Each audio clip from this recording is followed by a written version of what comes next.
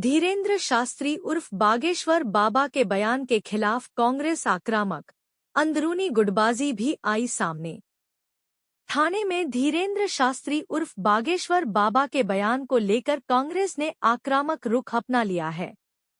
इस मुद्दे पर पार्टी के भीतर की गुटबाजी भी खुलकर सामने आ गई है। मंगलवार को कांग्रेस कार्यकर्ताओं के एक गुट ने विरोध प्रदर्शन किया, जिसके बाद जिला अध्यक्ष विक्रांत चव्हाण को सक्रिय होना पड़ा। इसके तुरंत बाद आज विक्रांत चव्हाण की मौजूदगी में दोबारा आंदोलन किया गया, जिससे यह साफ हुआ कि पार्टी इस मुद्दे को लेकर गंभीर है, लेकिन अंदरूनी मतभेद भी उभरकर सामने आ रहे हैं। वहीं जब इस पूरे घटनाक्रम को लेकर विक्रांत चव्हाण से सवाल पूछा गया, तो उन्होंने सीधे जवाब देने के बजाय पत्रकारों के बीच कथित गुटबाजी पर ही पलटवार किया। उनके इस रुख से राजनीतिक हलकों में नई चर्चा शुरू हो गई है।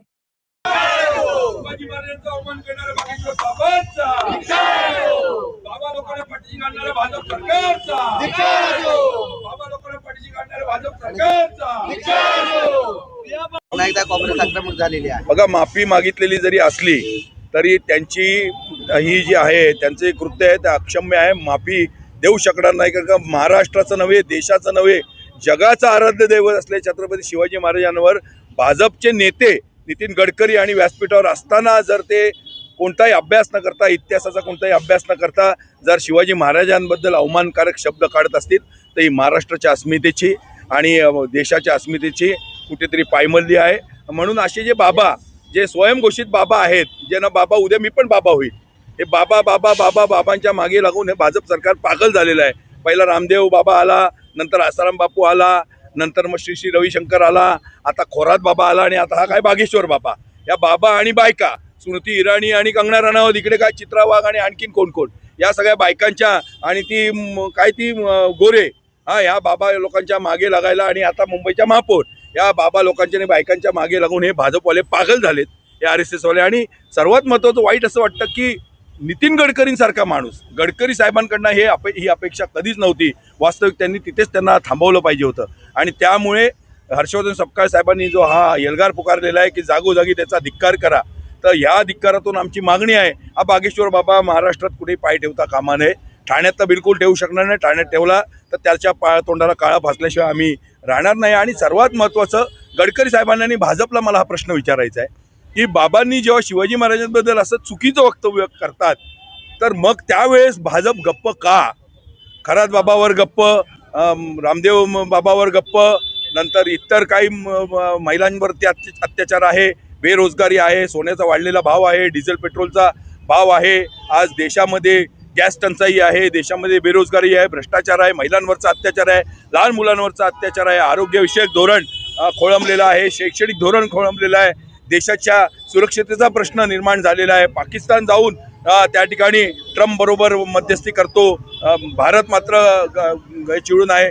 एस्टीम फाईल आहे ज्याच्यामध्ये मोदींचं नाव आलेलं आहे, केंद्र सरकारमधल्या मंत्र्यांचं नाव आलेलं आहे, लैंगिक अत्याचार एस्टीम फाईलमधनं लहान मुलांवरती झालेला आहे। अशा गोष्टींकडे लक्ष देण्याऐवजी किंवा अशा गोष्टींची नैतिक जबाबदारी स्वीकारून राजीनामा देण्याऐवजी तुम्ही बाबा लोकांना जनतेच्या माथ्यावर मारताय। हा बाबा लोकांचा जमाना नव्हे, हा बेबी लोकांचा जमाना आहे, लहान मुलांचा जमाना आहे, लहान मुलांच्या भविष्याचा प्रश्न आहे। छत्रपती शिवाजी महाराजांच्याकडेच बघून आपली लहान मुलं आणि आपल्या देशाचं भवितव्य घडतंय।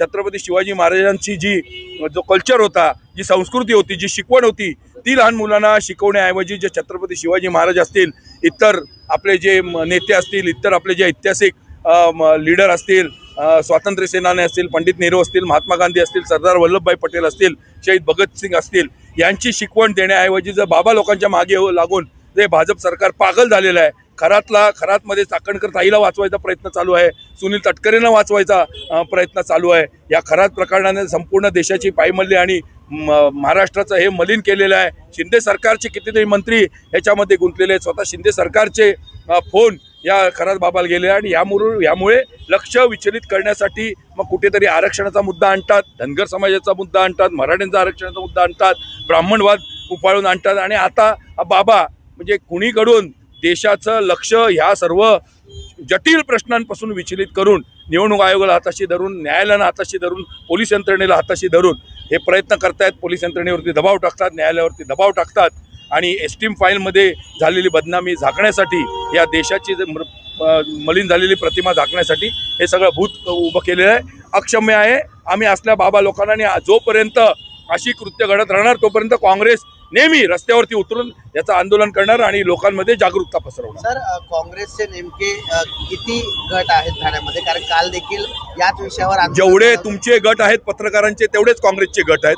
गटातटाने काँग्रेस वाढते. आंदोलन करतंय कोणतरी, याचा आनंद आहे. कोणी आंदोलन करावं रस्त्यावरती उतरून, एकाने करावं, दोघांनी करावं. माझं काँग्रेस कार्यकर्त्यांना एवढंच आव्हान आहे की तुम्ही भाजप, शिंदे सरकार आणि विरोधात आव्हान करा, विरोधात आंदोलन करा. आपली आपापसात एकामेकाच्या विरोधात करू नका. तुम्हालाही पत्रकारांना माझं सांगणं आहे की आपापसात मतभेद ठेवू नका, आपापसात भांडू नका.